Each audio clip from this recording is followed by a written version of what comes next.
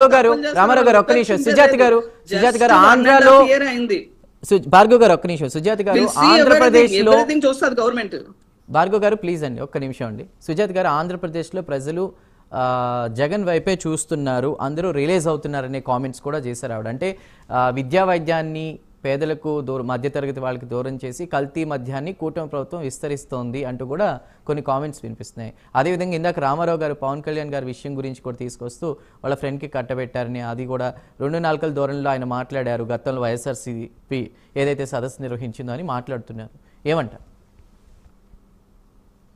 Sir? ముందుగా నేను ఇక్కడ విశ్లేషకులు బండారు రామ్మోహన్ గారి వ్యాఖ్యల్ని తీవ్రంగా వ్యతిరేకిస్తున్నాను సార్.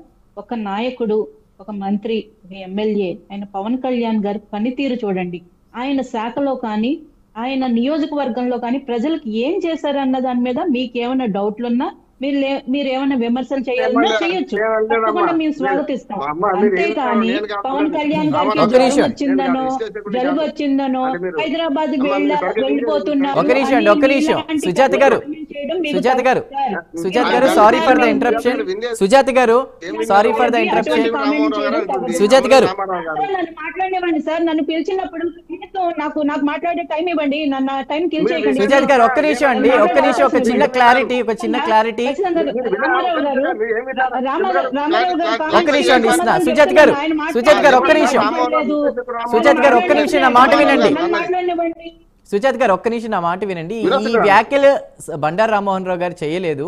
ఆయన విశ్లేషకుడిగా, సీనియర్ జర్నలిస్ట్గా ఏ ప్రభుత్వం ఏం చేసిందో ప్రజల ముందు పెట్టాల్సిన అవసరం ఉందని మాట్లాడారు. నేను ఈ వ్యాఖ్యలు చేసింది ఏవైతే నేను చెప్పాను అవి చేసింది శ్యామల గారు, అదేవిధంగా వైఎస్ఆర్సీపీ చేసినటువంటి వ్యాఖ్యలు. దానికి మీ సమాధానం అండి. సార్ ఎవరు చేసినా కూడా మేము అనేది అదే, పాలసీల మీద మాట్లాడండి, మేము మాట్లాడతాం. పర్సనల్ గా మీరు మాట్లాడారంటే మీరు ప్రతిష్ట దిగజారడం తప్ప, ప్రజల్లో చులకన అయిపోవడం తప్ప ఇంకొకటి లేదు. ప్రభుత్వ విధానాలను ప్రశ్నించండి, మేము ఖచ్చితంగా సమాధానం చెప్తాం. అలాగే ఇందాక అన్నారు టీజీ విశ్వప్రసాద్ గారికి 1200 కోట్లు కట్టబెట్టేశామని. అసలు టీజీ విశ్వప్రసాద్ గారు కానీ వాళ్ళ కుటుంబం గురించి కానీ మీకు తెలుసా? టీజీ వెంకటేష్ గారు ఇంతకు ముందు రాజకీయ నాయకుడిగా ఉన్నారు, ఆయన ప్రభుత్వంలో ఒక పని చేశారు, మంత్రిగా చేశారు. వారికి ఉన్న వ్యాపారాలు ఇవన్నీ తెలుసా మీకు? పవన్ కళ్యాణ్ గారితో ఎంతో మంది నిర్మాతలు పనిచేస్తుంటారు, సినిమాలు తీస్తుంటారు. దానికి మీరు నిరాధారమైన ఆరోపణలు చేసి ప్రజల్లో ఇంకా చులకనవ్వద్దు. మీ చేతిలో మీకు కూడా వ్యవస్థల్లో పట్టు ఉంది, మీరు నిరూపించండి. ఏదన్నా ఉంటే నిరూపించి మాట్లాడండి. ఇప్పుడు పెద్దిరెడ్డి భూములు వ్యవహారం జరిగి కబ్జా జరిగిందంటే ఇక్కడ టీజీ విశ్వప్రసాద్ గారికి కట్టబెట్టేశామంటారు. తిరుపతి లడ్డూ కల్తీ జరిగిందంటే అక్కడెక్కడో బీఫ్ దొరికిందంటారు. అంటే ఏదైనా కూడా ఏమంటారంటే ఒక కక్ష సాధింపు చర్యలాగా వీళ్ళకి ఏమి నిరూపించడం చేత కాక ఒక ఫేక్ న్యూస్ తీసుకొచ్చి డైవర్షన్ పాలిటిక్స్ చేస్తున్నారు అన్నది ఇక్కడ సత్యం, తేటతెల్లం అవుతుంది. అలాగే మీరు ఇందాక వైసీపీ ప్రతినిధి ఆయన చూడట్లేదేమో, సాక్షి పేపర్ ఒకటే చూస్తున్నారేమో. ప్రభుత్వంలో జరిగే అభివృద్ధి కార్యక్రమాలు మీకు అంటబడట్లేదా? మీరు రోజు ఫాలో అవట్లేదా? మీరు సాక్షి పేపర్ మాత్రమే చూస్తారా?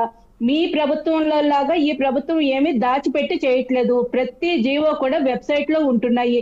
వచ్చిన ప్రతి పెట్టుబడికి సంబంధించిన ప్రతిది కూడా మేము తేటతెల్లం చేస్తున్నాము.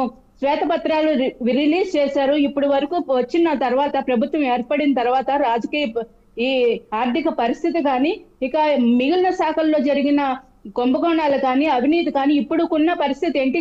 లాస్ట్ గవర్నమెంట్ నుంచి మేము ఎక్కడి వరకు హ్యాండ్ ఓవర్ చేసుకున్నాం ప్రతిదీ చంద్రబాబు నాయుడు గారు చక్కగా మంచిగా వీడియో పెట్టి అన్ని ఎక్స్ప్లెయిన్ చేశారు. ఆయన అంత పెద్ద వయసున్న ఆయన గంటలు నిలబడి ఎక్స్ప్లెయిన్ చేశారు. మీరు ఒక్కడు కూడా గమనించలేదేమో, చూడలేదేమో నాకు తెలియదు.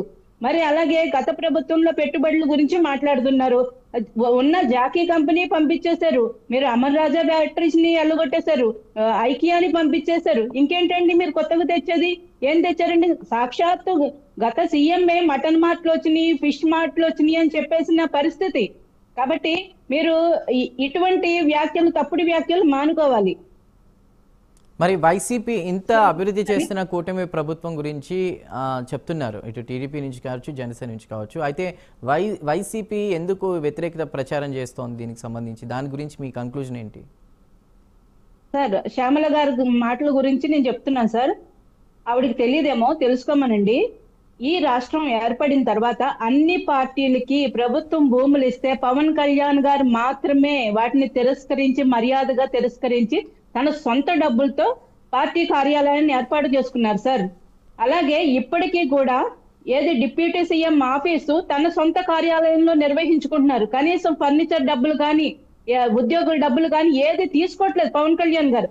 తన సొంత జీతాన్ని కూడా తన నియోజకవర్గంలో 45 మంది పేద ఎవరైతే తల్లిదండ్రులు లేని అనాథ పిల్లలు ఉన్నారో వాళ్ళకి ఇచ్చేస్తున్నారు. అటువంటి పవన్ కళ్యాణ్ గారి మీద వ్యాఖ్యలు చేసే ముందు 1-2 సార్లు ఆలోచించుకోవాలి ఎవరైనా, లేదంటే మీరు చులకనైపోతారు. జాగ్రత్తగా ఆచితూచి మాట్లాడండి. ఎందుకంటే తను సంపాదించే 100 రూపాయల్లో 90 రూపాయలు దాన ధర్మాలకే ఖర్చు పెట్టే వ్యక్తి పవన్ కళ్యాణ్ గారని రాష్ట్రంలో ఉన్న ప్రతి ఒక్కరికి తెలుసు.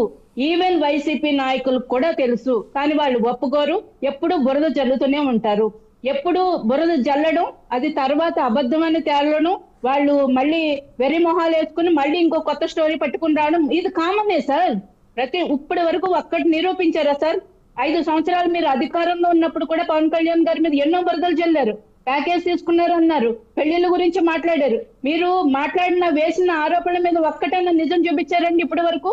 ఇప్పుడు కూడా మేము ఒక సమస్య గురించి మాట్లాడితే సేమ్ అదే టాపిక్ తీసుకుని వచ్చి ఇదిగో పవన్ కళ్యాణ్ గారు అన్యాయం చేస్తారు, ఇదిగో పవన్ కళ్యాణ్ గారు దోపిడీ చేస్తారు. ఏం నవ్వుతున్నారు సార్ ప్రజలు? అంటే మీరు తిరుపతి లడ్డు అంటే ఇక్కడ బీఫ్ దొరికింది అంటారు, అక్కడ భూములు ఆక్రమించారంటే ఇక్కడ ఎవరికో డబ్బులు భూములు కట్టబెట్టేసామంటారు. ఇంకో fake news sir, deputy CM office నుంచి ఇందాకే క్లారిఫికేషన్ కూడా వచ్చింది. డిప్యూటీ సీఎం పేషీలో ఉన్న వ్యక్తి భూ లావాదేవీలు, భూదందాలు చేస్తున్నారని. అది తప్పని తేలింది. అంటే ప్రతిసారి వెర్రోళ్ళు అవ్వడం కామన్ అది. ఎందుకంటే వీళ్ళు చేసిన ఫేక్ అన్నది ఇమీడియట్ గా బయటకు వచ్చేస్తుంది. అయినా కూడా మీరు ఇటువంటి తప్పుడు ప్రచారాలు మానుకోవాలి. మీరు గతంలో ఇందాక చెప్తున్నారు, రామారావు గారు చెప్తున్నారు, లోకేష్ గారు కూడా వైజాగ్ ని ఆర్థిక రాజధాని అన్నారు అని. మేము అప్పుడు కూడా చెప్పాం, ఇప్పుడు కూడా చెప్తున్నాం. అభివృద్ధి అనేది వికేంద్రీకరణ జరగాలి. అభివృద్ధి ఒక దగ్గరే ఉండిపోకూడదు, కానీ రాజధాని ఒక్కటే ఉండాలి. అది చాలా క్లియర్ గా అప్పుడు చెప్పాం, ఇప్పుడు చెప్పింది చేసి చూపిస్తున్నాం.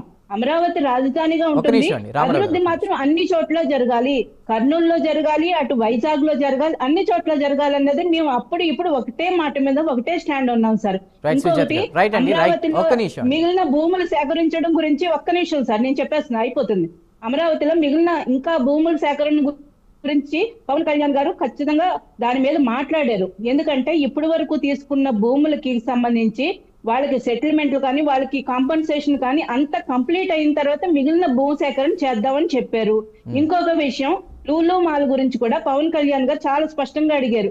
ఇక్కడ మేము ప్రభుత్వం నుంచి ఇన్ని రాయితీలు ఇస్తున్నప్పుడు ఇక్కడ ఎన్ని ఉద్యోగాలు ఇస్తున్నారు, లూలు పెట్టే అన్ని కండిషన్లకి మేము ఒప్పుకోము అని చాలా ఖచ్చితంగా చెప్పిన ప్రభుత్వం సార్. ఇవన్నీ తెలిసి కూడా తెలియనట్టు మీరు అవన్నీ అంటే మీకు చాలా కన్వీనియంట్ గా మర్చిపోతే అది తప్పు సార్.